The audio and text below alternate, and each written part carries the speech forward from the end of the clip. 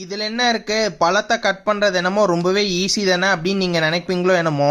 அப்படியே கொஞ்சம் திரும்பி பாருங்க, இந்த பழத்தை கட் பண்றது எத்தனை பேர் பாக்குறாங்கன்னு சொல்லிட்டு. இப்ப என் முன்னாடி நின்றுட்டு இருக்கவரு கப்பல்ல பழத்தை கட் பண்றவரு. இவர் பேரு புகழ் பணம் எல்லாமே சம்பாரிச்சிட்டாரு. ஆனா இந்த வேலைக்கு வரத்துக்கு முன்னாடி இவர் எவ்வளோ கஷ்டப்பட்டிருப்பாரு. ஒரு சின்ன வேலையில இருந்து தான் ஆரம்பிச்சிருப்பாரு. இப்ப ஒரு பெரிய கப்பல்ல இந்த மாதிரி பழத்தை கட் பண்ணிட்டு இருக்காரு.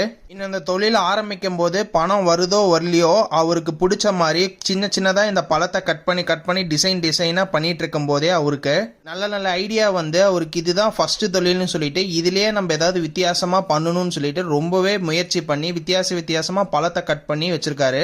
இதுக்கு தான் எல்லாருமே சொல்லுவாங்க, ஃபர்ஸ்ட் நம்மளுக்கு என்ன வேலை கிடைக்குதோ அதை நம்ம விருப்பப்பட்டு செஞ்சு நம்மளுக்கு கொஞ்சம் கொஞ்சமா கத்துக்கிட்டோம் அப்படின்னா வேற எந்த வேலையா இருந்தாலும் நம்ம ஈஸியா முடிச்சிடலாம்னு சொல்லுவாங்க. அதே மாதிரி என்னோட ஃபர்ஸ்ட் வேலையில பாத்தீங்கன்னா எனக்கு வெறும் 15,000 ரூபா தான் சம்பளம். உங்களுக்கு ஃபர்ஸ்ட் வேலையில எவ்வளவு சம்பளம் கொடுத்தாங்க கமெண்ட்ல சொல்லுங்க.